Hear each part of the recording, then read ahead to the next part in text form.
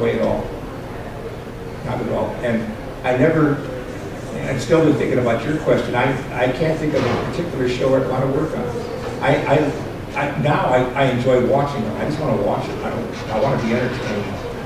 I don't want to do them anymore. And this for me is kind of fun because I get to share some of my experiences. You get to meet somebody, Humphrey from Buckeye who's actually there and answer a question, and you don't read about it in some other thing. Real people doing real stuff. So I've never done this at a con. I've done it with the local libraries over in Lodi and what have you, and Cub Scouts, the local church groups and stuff. Just like this, to sit around and shoot the book. Mike brought the props in. These are for sale, by the way. Deal with him. I've got a couple of script copies and stuff over there for sale. Autograph too. You told me you worked on Batman pilot for Batgirl. Do you have any stories from that at all? Only one, because can't think of the kid's name who played Robin. Yeah, Burt, whose name wasn't Burt Ward, he changed it to Burt Ward, had no talent and no acting ability. I mean, he really was. And and the cameraman was a cool guy.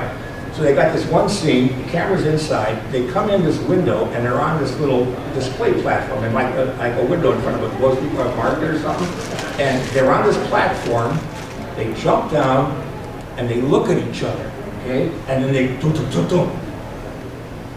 And after about take 4, and somehow, I can't remember what it was, he had to stick out his hand. After about take 4, the cameraman said to Burt Ward, he said, "You little son of a bitch, reach out your hand, I can reach it for your paycheck."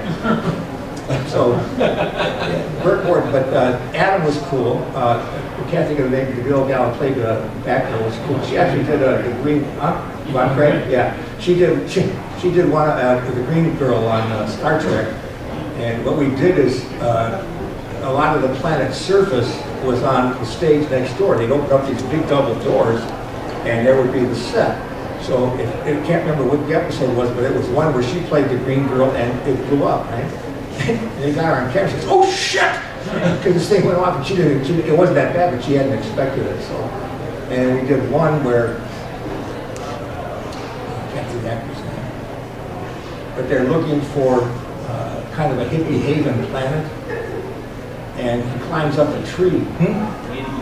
Yeah, Skip Holmeyer, who used to be a child actor, and he climbs up this tree. And in the tree, we went out and we got these little bumblebees. We put them up in the tree with little notes hanging from their mouths. And only Skip and I and John knew about it. So, and sometimes we set people up where not the whole cast or crew would know about it, just kind of little things. We did one where the director was a real dork and the actress was just, and she's supposed to be a detective, and she's got this little notebook, and she opens the notebook, and in it I'd written, director's a real asshole, and she cracked up. She and I were the only two that knew about it. But it was little things that you could do to make the actor or actress feel comfortable with the crew. One of the comments that one of the actors made, when you do a distant location, and you're up there with your group for 5 or 6 months, and the actor comes up for 3 or 4 days as a guest star, and they said, "Well, we never quite feel at home." I said, "Can I insult you? Make you feel like one of the cast, the crew?" Yeah, so make them feel at home. Make them feel like they're part of the group, because there's nothing worse than coming in on an inside joke. And you always left out. Oh, I thought it was. Anybody else? There were entries to the story that I've heard that in Trouble with Tribbles, when Shatner opened up the storage bin, the Tribbles started hitting it. Jimmy Rugg kept throwing them at him. Jimmy Rugg was our special effects guy. And Jimmy Rugg had been a college professor and a really good guy. And he stood up there and kept throwing them. And if you watch Kirk every now and then, a Tribble hit him in the head, and it's Jimmy Rugg up there. And looks like they're going to change of shift. One more. The early elevator was nothing but a coffee can with slits on it and a light bulb inside. And he'd stand out there, and if you watch the light go down in the elevator on the original Star Trek, one day he got a hair up his ass and put it sideways so the light went sideways. That's Jimmy Rugg. Thank you guys for coming out. You're welcome. Hope you enjoyed a little bit of it. Oh, here. Carry the food. You got the thing there.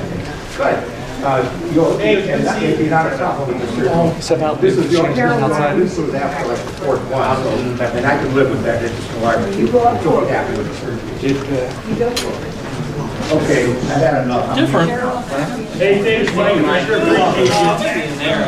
good of that. We heard it ourselves. Did you want to go back there? We don't get to have For that one guy? Yeah. Now, I guess I'm going to all day, and if you want to do this again, I'm here. Well, we thank you. We have got a full You all set? entirely. Okay, well, I'm over there, I'm going to find coffee. Hi.